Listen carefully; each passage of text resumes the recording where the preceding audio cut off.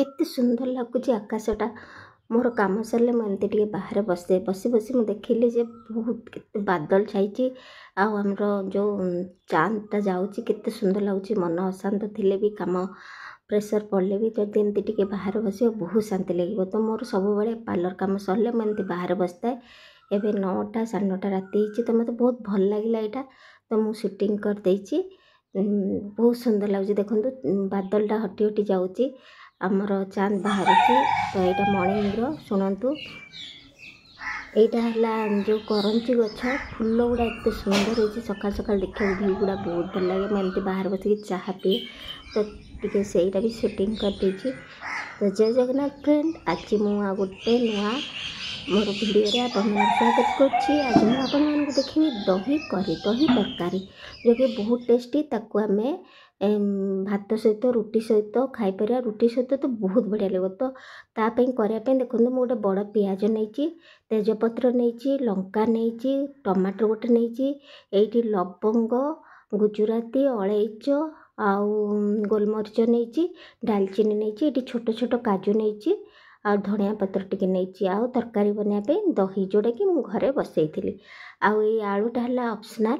मो पुओ कहला मु खाली दही करी करता से कहला आलू गोटे मामा पकई दियो से मु छोट छोट बाचिक आलू नहीं ताकू लुण आ हलदी गोले देबे ताकू सोरष तेल देखु भाजी दूसरी माने डीप फ्राए कर दूसरी बहुत बढ़िया से फ्राए करदेवी कारण मसला सहित सेटा जमती बढ़िया लगे। तो यहाँ है ऑप्शनल आप चाहिए दही तरकारी यहाँ पकई पारे न चाहिए पकई पारे। तो मो पु कहला जेहेतु मु पकईली।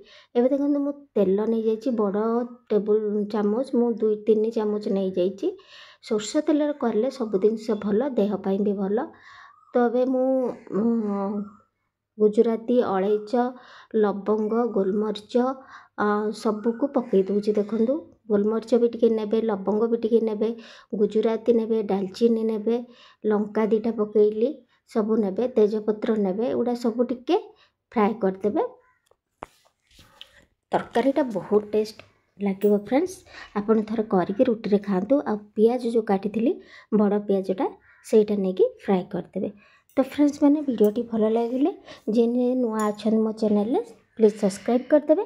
पाखे थी बेल आइकन को प्रेस करदेवे जोटा कि मो नुआ वीडियो आपन पाखे पहुँची पार। लाइक करेंगे शेयर करेंगे। एबे मु गैसटा बंद कर देछि टमाटरटा पकई कारण सहज मोर बहुत गरम हो जाइतिला से मु लंकाटा देखो बेसी भाजी हो जाइए। तो मुझे सिम कर बंद कर देती बंद करी टमाटर पकईदेली। एबे देखो टमाटरटा से गरम रे भी हो गला। आपन सिम रे रखी सब काम करेंगे। मु सिम रखी तथापि से गरम हो जाइतिला। एबे जो काजू रखी छोट छोट यहाँ तरकारी बाटिकी पकईपी काजू पैकेट आनी आपको टिके जस्ट फ्राए करदेवे बेसी करेंगे। देखो मुझे टिके फ्राए करदेली। तो युवा सब मोर ए भजा हो गला। एबे चलतु ताको ग्राइंडिंग करवा। ये देखो मोर सब जो भाजी थी मसला काजू सब पकईदेली। एबे टिके मु क्षीर सर भी नहीं। यहाँ कौन मोर बटर भाया काम कर मलाई भाया काम कर बहुत टेस्टी भी लगे। बालांस मेंटेन कर जदि राग बेसी करते यहाँ पकड़े बालांस भी मेंटेन कर। तो टिके क्षीर सर बड़ चामच नहीं जाए। स्वाद अनुसार लुण ने ये देखो स्वाद अनुसार मु लुण पकईदेली। एबे हल्दी मध्य स्वाद अनुसार पकईदेवे गोटे चामच पकईबे। आपन जी दही नौ से अनुसार मसला करेंगे। आउ एटा काश्मीरी चिली पाउडर मु नौची। मु आगर 2टा लंका पकईची तो बेसी राग हो काश्मीरी चिली पाउडर तो राग न था बेसी कलर टिके बेसी दिए। आउटी मु करी पाउडर पकाउची। देखो करी पाउडर गोटे स्पून छोट स्पून पकईची। एगुड़ा सब मिसेकी टिके पानी देकी भलसे ग्राइंडिंग करदेवे। आगे ताको ग्राइंडिंग करदेवे जदि मोटा होइतिबो टिके पानी देवे। देखो मोर ग्राइंडिंग हो गला। एबे से जो आगुर तेल थिला मु तो बहुत तेल देइतिली सेही तेल रे ही आमे मसलाटा पकईकी भलसे कषिबा। आपन थरे एटा ट्राए करंदु देखिबे केते भल लागिबो। आपण पिला माने भी एटा बहुत भल पाइबे। ये देखो मसला पकईदेली। मसलाटा पूरा एमती आपण माने घांटी घांटी जाउथिबे नले से लागी जिवो जेहेतु एथरे काजू पड़ची सेथबे से लागी जिवो। आ कोनोसी जिंस लागी गले टेस्ट भी लागेनी। मु एबेठु आलू पकईची। आलू जेहेतु मोर पकया नथला मु आगुरु भी कहिची ऑप्शनल। तो आलूटा डीप फ्राए करची ताकू मु बेसी पानी देबिनी सेथबे मसला सहित ही ताकू घांटी दउची।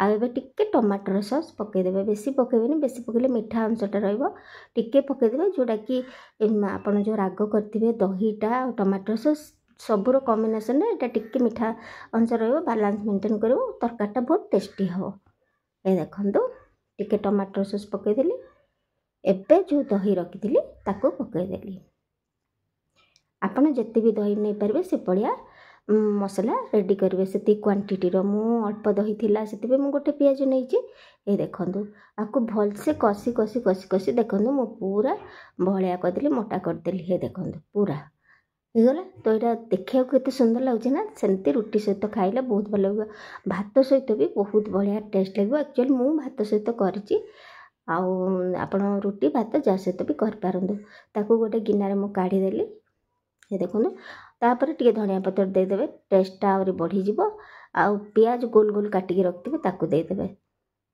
देखा भी सुंदर लगे खाया भी भल लगे तो फ्रेंड्स एमती सब वीडियो आउची आज ब्लॉगटा केमती लगे कमेंट द्वारा कहे जे सब्सक्राइब न करदेवे आगु को आहरी वीडियो आनी मो डेरी हो जाऊँ मो वीडियो देवाई रोचे फ्रेंड देखा करी आउ गोटे वीडियो रे जय जगन्नाथ।